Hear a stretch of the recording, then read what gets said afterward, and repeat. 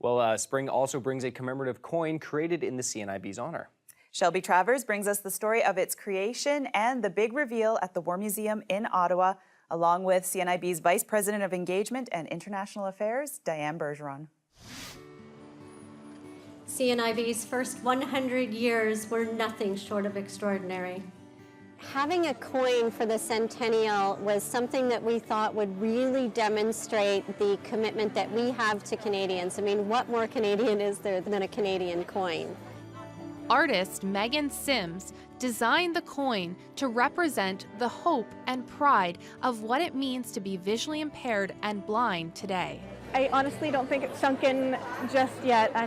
I'm so honored. It means everything to me because CNIB has been such a place of refuge for me. I have a condition called achromatopsia, so that means I'm fully colorblind, extremely light sensitive, and poor visual acuity.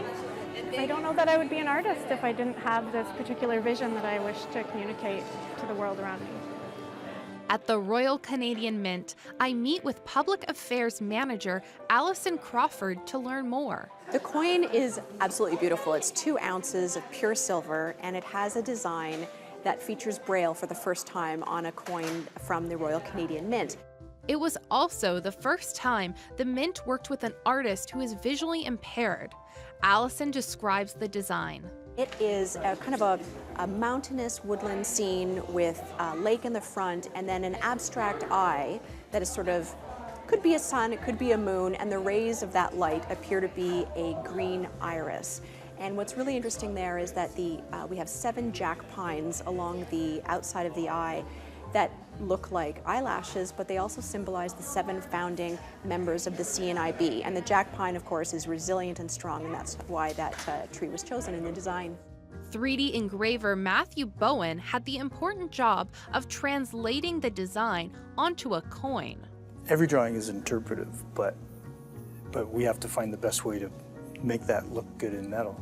It was a very big complication, just because in our process, we have to hob steel against steel to get our two masterpieces of tooling.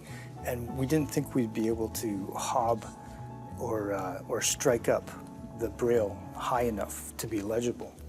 And because this was the first Braille coin, this was like, you have to get it right. Which led to the decision to create a companion medallion to the coin. The medallion was what the patrons would be able to feel in their hand, and we would have Braille that was actually legible for them. And we just couldn't do that on the coin, and often we keep those coins in a little capsule, so they wouldn't have that tactile feel. It's so cool, I think, to be able to do that, because like, it is a brand new audience and part of our population that will be able to participate in, you know, some of the stuff we do here. So I was very pleased to do that. And Diane expresses what this means in the big picture.